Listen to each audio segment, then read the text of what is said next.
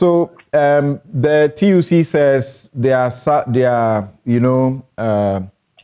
wage negotiation. They will not accept anything below the inflation rate.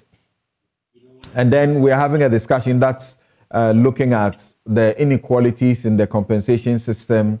Of course, John mentioned Article 71, office holders, including the president. And the president, by the way, doesn't earn 20,000 as a salary. His salary now is about 50,000. That's 47,000 or so as his salary per month. But that's not what we are looking at. The other example that I used, which I need you to help us understand, how do you explain such inequality? And these workers, when they are making their demands, they clearly have a sight of some of these things that go on.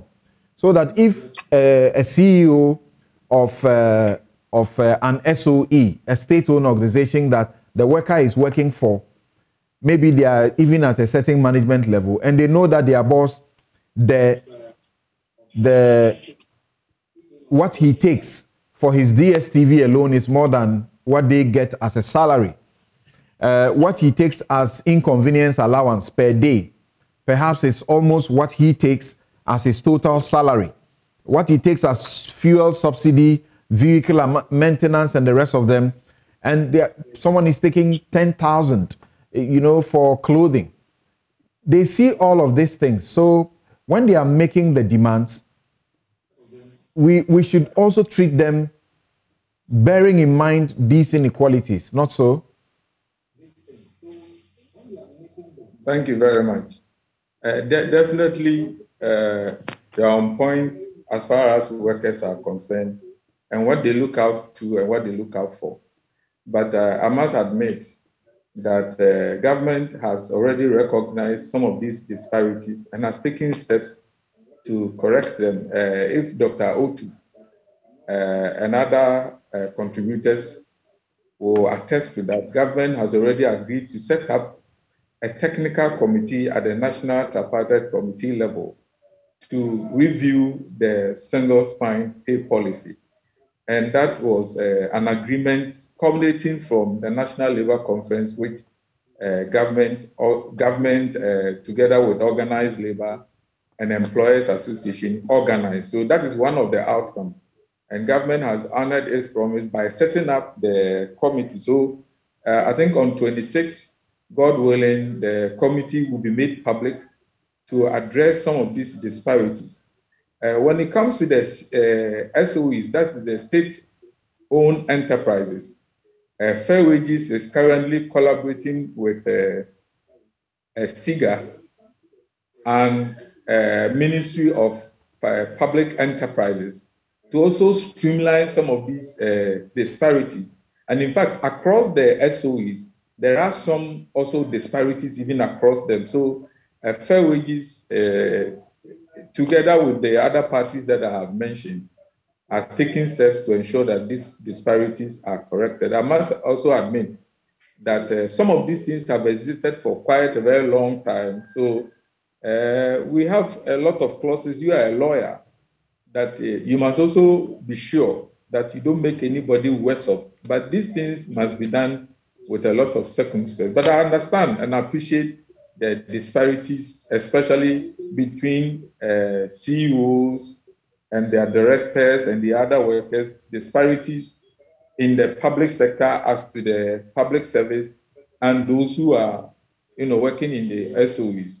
We must also admit the fact that the SOEs have been set up largely by Companies Act that enables their board and other authorizing people to also negotiate and do some other kind of compensation negotiations.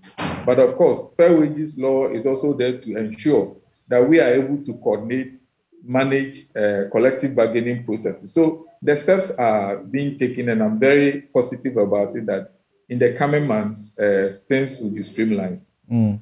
Dr. Bob Boateng of the TUC, when he was talking about this situation, spoke to us about, having been arguing over this in the past 30 years.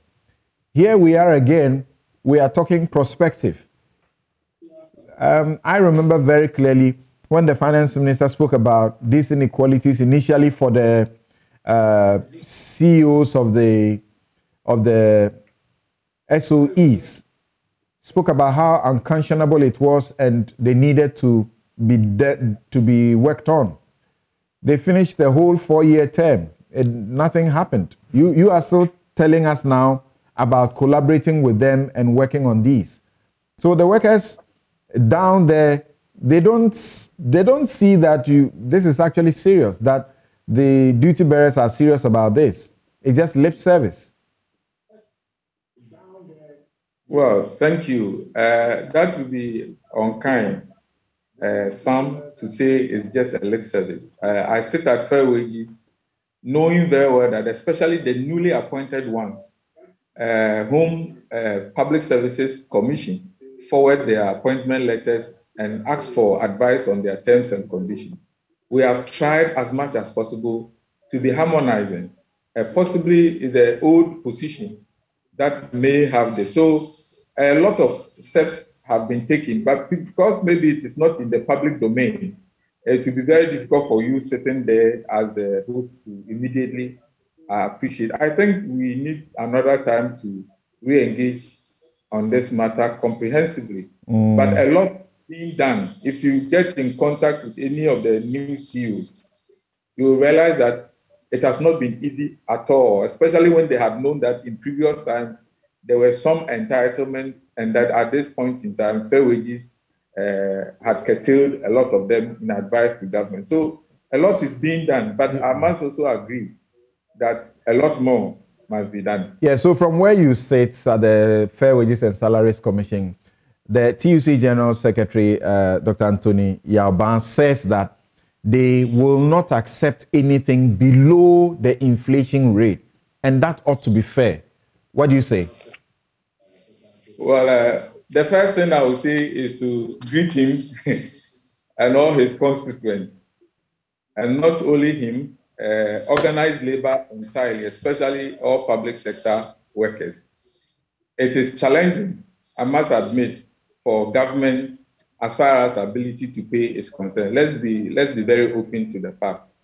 And when it comes to negotiation, whether it is the base pay or minimum wage, the key mechanism that in this country we have adopted for fixing wages is not government throwing figures at organized labor that whether you like it or not, take it.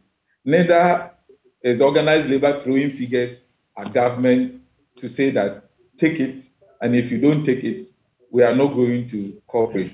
It is an act of negotiation, and we must all expect that definitely you trade something for something. But let me, for purposes of education, mention some key elements that we all consider. One of them is the ability to pay. If an employer has not got the ability to pay, you might go to court, you might do many other things. That ability to pay is a very key consideration. And not only that, the minimum wage, for example, is used as a mechanism to achieve many other things. For example, it is used to alleviate poverty. So we'll be looking at poverty levels, what is the minimum wage floor. We will be looking at cost of living, of course, as they have mentioned. And you must also be very, very sensitive to the private sector, that you also don't fix wages at such a high level to the extent that the private sector will not be able to create jobs and hire others. Okay. So we have quickly before we go to this neutrality allowance thing, you spoke of a committee. Which committee is this?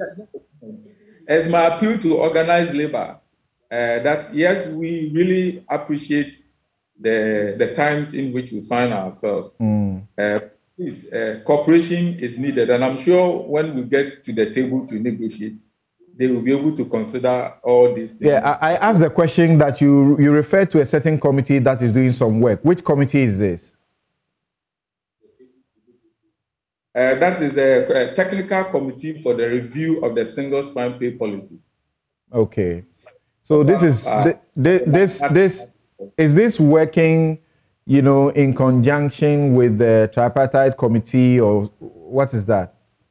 It's a committee set up by the National Tripartite Committee. Okay.